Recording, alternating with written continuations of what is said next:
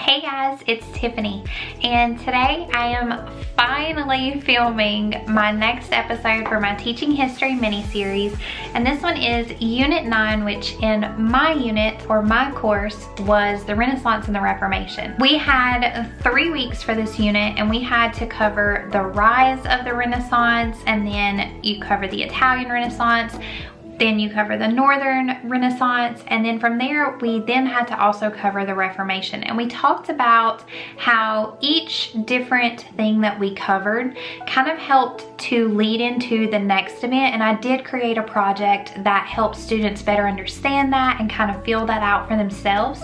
So I will share that, and as always, I share as many resources as I can remember to down in the comments below, whether it's YouTube videos or websites or stuff from Teachers Pay Teachers. I try to share as much as possible. So if you want to hear how I taught the Renaissance and Reformation, then stick around.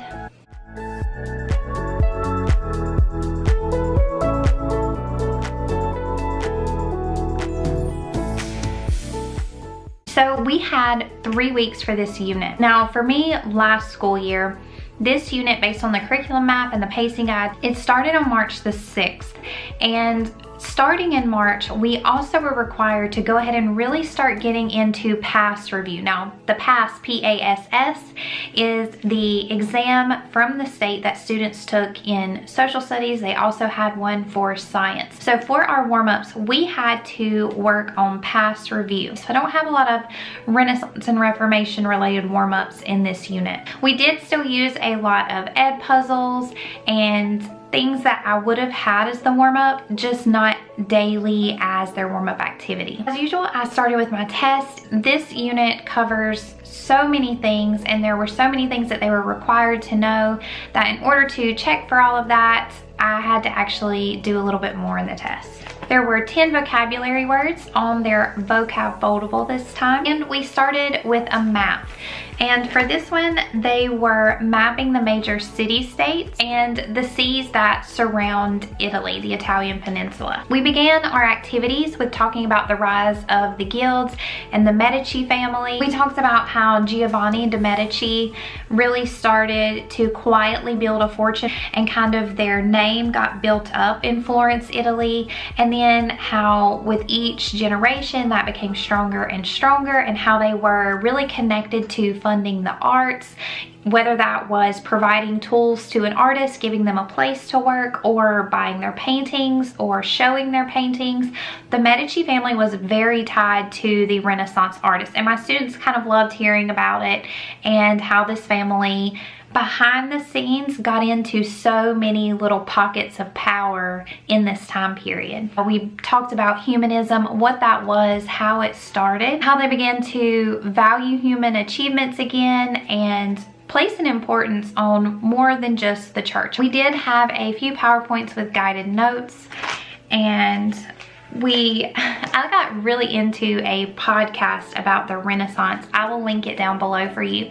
But there was one particular episode that I absolutely fell in love with, and he talks about the ongoing competition between Brunelleschi and Ghiberti. And I believe it's called the competition that sparked the Renaissance. I had my students read this fun competition story that I just typed up quickly for them, and then they actually went on the Il Duomo website and they got to draw the dome, so that was really fun for them. Then we actually started talking about the Renaissance art. So what I did for this was a gallery walk, and I actually printed out 2 pictures per artist, and I used maybe 10 different artists from the Renaissance, and I put these pictures on giant sticky notes with the artist's name and some details about them, their art style, all of that. And then they had this foldable, and as they went around to the different artists, they had to fill in the squares for them so they had their information. After they completed that, they got to pick some of their favorite ones and create an art gallery brochure. So if you were going to go out and hand out this brochure to try to get people to come to your gallery, what would you include in this brochure?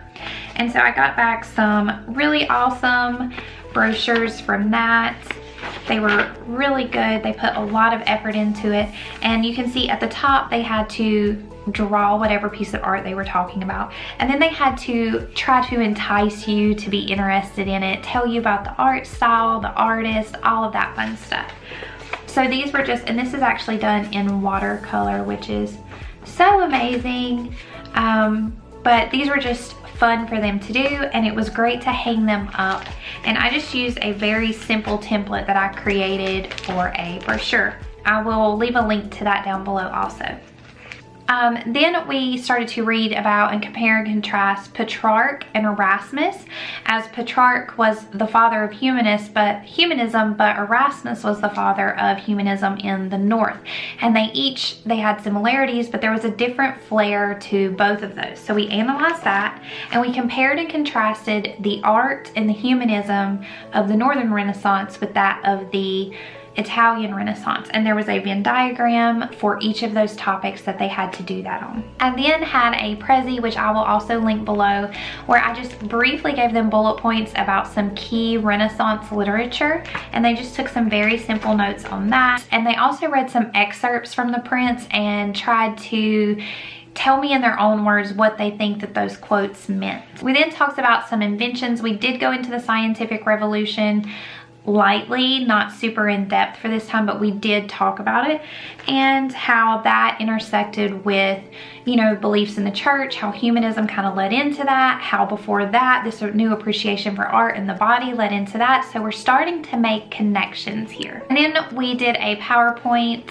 with guided notes about what led to the Reformation, and they also watched the crash course about that and took notes on that. We then had a task card activity where they looked at some of the ideas of key Reformation people from the church, from Jesuits, from Martin Luther, from John Calvin. So they had to look at these different things, and they had an activity that went along with that. We then did an analysis of Henry VIII and his break with Rome. Now I did do a Prezi about the Tudor family just to kind of get them into it a little bit, but they were not required to know so much about them, even though that's a topic that is super fun and they enjoy. They really just need to know his connection with the break with Rome. So we went through that topic, and that activity is actually linked down below about why he broke with Rome. Then following the Reformation, we talked about the Counter-Reformation, and the students had to do an analysis of what the Catholic Church's response to the Reformation was. There was a reading that we did on that. Then the last thing is the project. With this project, students had to connect several core events that we studied in order to see how they kind of led into each other. So Europe after the bubonic plague and the Crusades, people were in a time that was totally new to them because so many had died. People were taking on jobs they never had before.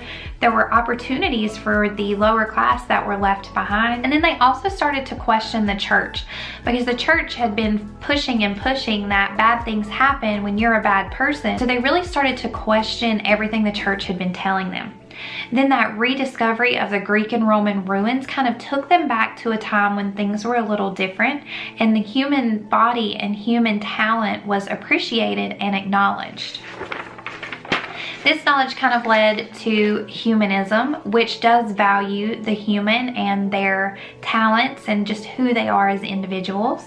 And that led to scientific innovation, because they started to look beyond the church and see what they could discover about the world. And then scientific innovation led to them not only just questioning the church on a small level, but on a much larger scale, to the point that you then have the Protestant Reformation, where they separate from the Catholic Church. The Protestant Reformation then leads into the Counter-Reformation, and then from the Counter-Reformation you see this permanent schism between Catholics and Protestants that is never fully repaired. So it might not be a volatile relationship in our time period, but you still have that separation of Catholics and Protestants with their differing beliefs. So at the end of that, students could see not only did they wrap up the big events in this activity, but they also could see how each one kind of connected to the other. All right, you guys, that is it for the Renaissance and Reformation. I will try not to take so long to get up my next unit, which is the Americas, where we talk about the indigenous groups that were here first. And then my final unit after that was exploration and how the Europeans came in and totally messed everything up. Alright guys, I will see you in my next video. Don't forget, if you enjoyed this, give it a thumbs up, hit that subscribe button so we can hang out again. And also, if you did anything great in this unit that really worked for your kids and they enjoyed, please leave it in the comments below for other people to find so that we can help each other out. Alright guys, I'll see you next time. Bye.